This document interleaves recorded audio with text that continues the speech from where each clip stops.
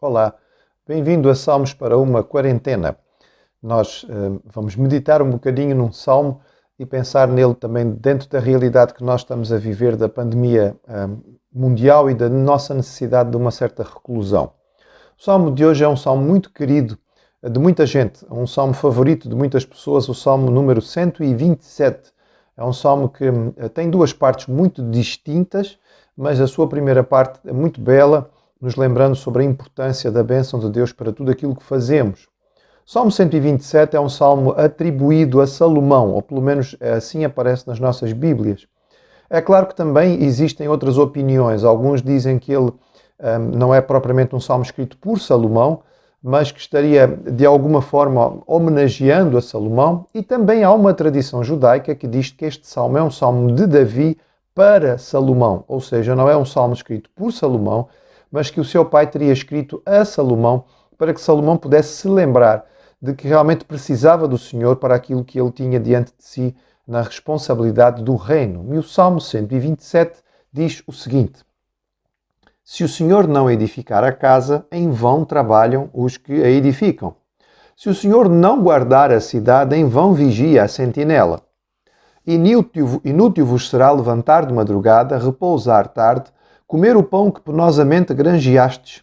Aos seus amados ele o dá enquanto dormem. Herança do Senhor são os filhos, o fruto do ventre seu galardão. Como flechas na mão do guerreiro, assim os filhos da mocidade. Feliz o homem que enche deles a sua aljava, não será envergonhado quando pleitear com os inimigos à porta. Então, claramente, duas partes do Salmo. Uma primeira que nos fala mais sobre a realidade daquilo que são as nossas atividades e a necessidade da bênção de Deus para aquilo que fazemos. Uma segunda parte claramente virada mais para a realidade familiar e pensando especificamente na bênção dos filhos. O Salmo começa com... nós podemos usar três imagens, três figuras, três ilustrações ou três parábolas, como quiserem. Todas elas nos falam sobre a necessidade de termos a bênção de Deus para que as coisas corram bem.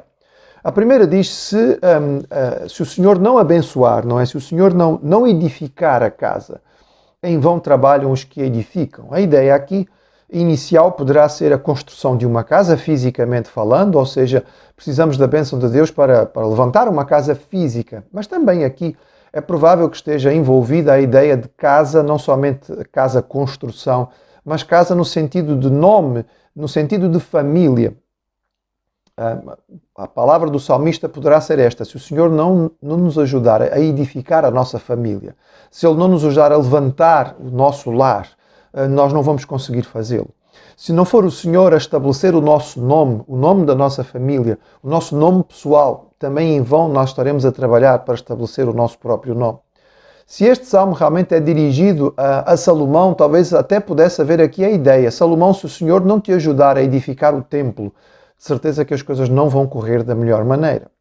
A imagem seguinte, muito semelhante: se o Senhor não guardar, se o Senhor não proteger, se não for o Senhor a dar aquilo que é necessário para que tudo corra bem, a vigia vai vigiar em vão. E de facto o vigia até podia ver o inimigo chegar e avisar que o inimigo estava a chegar. Ele não garante a proteção da cidade assim. Se o inimigo for avassalador, a vitória será do inimigo, porque não há como proteger a cidade, mesmo que o vigia anuncie que o inimigo está a chegar. Portanto, a ideia aqui também é bastante concreta e específica. A edificação, a construção, o estabelecimento depende de Deus. A proteção, a guarda, o cuidado depende de Deus. E depois a terceira imagem, não é tão clara, mas ela aparece no versículo 2, seria o salmo ou o versículo para o workaholic, aquele que é dependente do trabalho, viciado no trabalho, que acha que tem que trabalhar horas extraordinárias realmente muito além do necessário. Inútil vos será levantar de madrugada, repousar tarde e comer o pão que penosamente granjeaste. É aquele indivíduo que levanta muito cedo e que vai deitar muito tarde, que não consegue controlar a sua necessidade de trabalho. O trabalho é aquilo que preenche a sua vida de forma absoluta. Ele não tem tempo para mais nada, não tem tempo para a família, não tem tempo para os amigos, não tem tempo para o lazer, não tem tempo para a devoção. E o Senhor diz, podem se ocupar desta maneira, viciarem-se no trabalho, trabalharem exaustivamente até cair para o lado e não vai ser suficiente, porque não vão ter satisfação e nem repouso. Ele diz, o Senhor dá o descanso. Este descanso aqui tem a ver com aqueles que recebem do Senhor aquilo que precisam. O Senhor dá aos seus amados aquilo que é necessário enquanto dormem. Ou seja, a bênção do Senhor vem não somente para o trabalho que fazemos, mas mesmo para o sono que nós podemos ter e do descanso que experimentamos. O Salmo, então, na sua segunda parte, trabalha de forma mais específica a questão dos filhos. E há uma clara diferença em relação à primeira e à segunda parte do Salmo. Na segunda parte do Salmo temos um conceito que é um conceito puramente judaico, um conceito muito claro que é transmitido também a nós dentro do cristianismo, de que os filhos são bênção do Senhor. Eles são o galardão que Deus dá. Nós pedimos e o Senhor nos abençoa com filhos. E aqui isto é anunciado de forma direta e absoluta. Algumas imagens também são usadas aqui. O Salmo é cheio de ilustrações para perceber o que ele está a transmitir. Ele compara os filhos a flechas. Flechas fazem parte daquilo que é o armamento, que era utilizado por todos os soldados naquele tempo. Os flecheiros eram uma parte importante da tropa e a flecha tem esta característica interessante. Ela deve ser usada com destreza para poder funcionar, mas a flecha tem um alcance significativo. Enquanto que uma espada só alcança até onde a mão vai, portanto tem um alcance bastante limitado. Uma lança pode ir um pouco mais longe, porque sendo comprida, ela vai bastante além daquilo que é o próprio soldado, mas uma flecha vai a muitos metros de distância, dependendo aqui do tipo de flecha e do tipo de arco também. Havia arcos muito longos, muito grandes, que permitiam as flechas irem muito distante mesmo. A ideia, provavelmente, de que os filhos vão além dos pais. Eles poderão alcançar aquilo que os pais não alcançaram. Seja do ponto de vista do trabalho, do desenvolvimento, da formação, seja mesmo fisicamente em alcançar lugares e irem a situações ou a posições onde os seus pais nunca chegaram. Uma ideia bonita que fica para nós, de que os nossos filhos devem ser uma extensão e deverão mesmo ir mais longe do que nós conseguimos ir.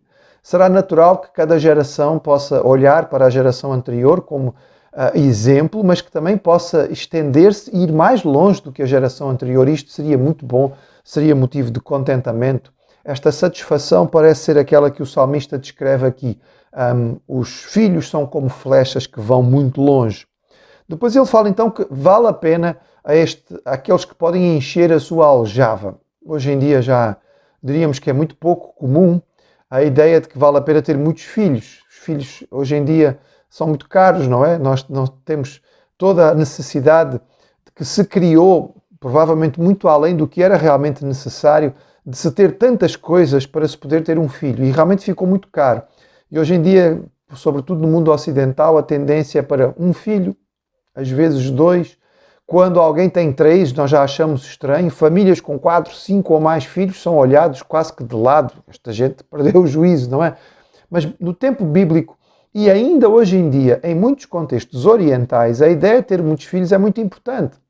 Há grande parte do mundo de hoje onde as pessoas não têm segurança social, elas não têm aposentadoria.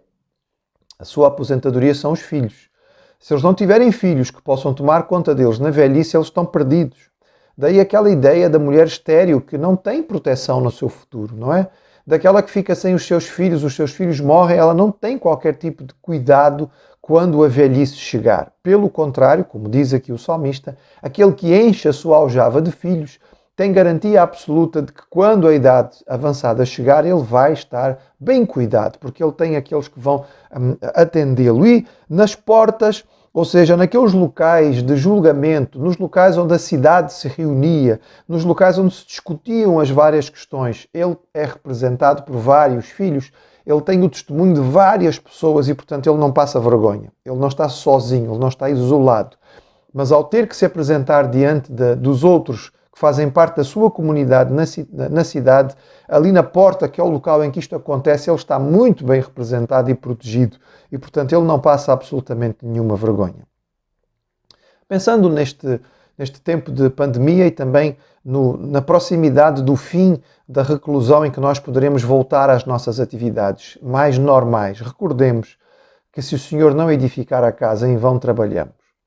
Podemos ficar talvez aflitos e certamente em sofrimento porque muitas coisas que estávamos acostumados a fazer não podemos fazer durante este tempo. Descansemos no Senhor. Ele é o Deus do mundo, é o Deus também da pandemia. Ele permitiu que isto acontecesse, Ele está connosco. O trabalho que podemos fazer enquanto estamos em reclusão e o que voltaremos a fazer quando sairmos dela depende da bênção do Senhor.